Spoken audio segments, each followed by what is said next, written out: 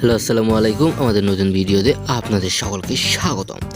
আবারও এবার যুদ্ধটা পুরোপুরিভাবে যেখানে শেষ হওয়ার কথা ছিল সেখান থেকে আবারও যুদ্ধ পুরোপুরিভাবে শুরু হওয়ার মোড় নিয়েছে এবং এই যুদ্ধে অংশগ্রহণ করতে চলেছে যুক্তরাষ্ট্র, চীন, রাশিয়া, এমনকি যে বিশ্বের যত শক্তিশালী পারমাণবিক দেশগুলো রয়েছে সেই সবগুলো দেশ এবার পুরোপুরিভাবে একত্রিত হয়ে এই যুদ্ধে অংশগ্রহণ করতে চলেছে। আর এই যুদ্ধ এবার হতে চলেছে পুরোপুরি পারমাণবিক যুদ্ধে পরিণত হতে চলেছে, যেখানে এতদিন থেকে শুধু মিসাইলের মাধ্যমে যুদ্ধ অনুষ্ঠিত হচ্ছিল। এবার সেই যুদ্ধ মিসাইলের মাধ্যমে অনুষ্ঠিত না হয়, এবার পুরোপুরি পারমাণবিক শক্তিতে পুরো যুদ্ধ অনুষ্ঠিত হতে চলেছে। কেননা বিশ্বের যতগুলো পারমাণবিক শক্তিশালী দেশ রয়েছে এবার সবগুলো পারমাণবিক শক্তিশালী দেশের বিরুদ্ধে যুদ্ধ ডাক দিয়েছে। কেননা ইসরায়েলের পক্ষে রয়েছে আমেরিকার রয়েছে অনেকগুলো পারমাণবিক অস্ত্র যেগুলোতে পুরো বিশ্বকে পুরোপুরিভাবে ধ্বংস করে দিতে পারবে। অপরদিকে ইসরায়েলকে পুরোপুরিভাবে সাপোর্ট দিচ্ছে আমেরিকা, আর এদিকে ইরানকে পুরোপুরিভাবে সাপোর্ট দিচ্ছে চীন, যুক্তরাজ্য, এমনকি এখানে রয়েছে রাশিয়া, যেগুলোতে পুরোপুরিভাবে দেশে আসবে এবং পুরোপুরিভাবে দেশ ধ্বংস করে দিতে পারবে।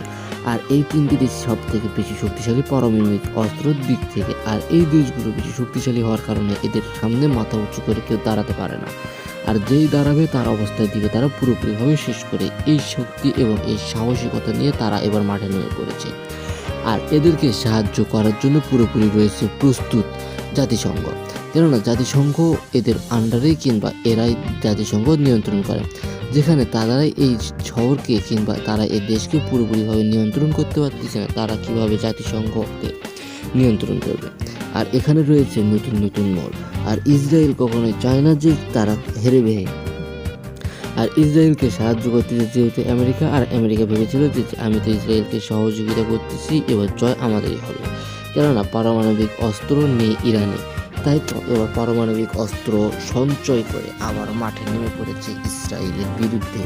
আর এবার এই যুদ্ধটা বেশি শক্তিশালী হতে চলেছে, কেননা সবগুলো দেশ কারো কোনটার থেকেও কোনোটা কম নয়, সবগুলো পারমাণবিক অস্ত্র নিয়ে পুরোপুরিভাবে যুদ্ধে নেমে পড়েছে এবং সবগুলো দেশই প্রস্তুতি নিয়ে মাঠে নেমেছে যে করে হোক না কেন এই যুদ্ধকে যুদ্ধক্ষেত্রতেই পরিণত করতে হবে।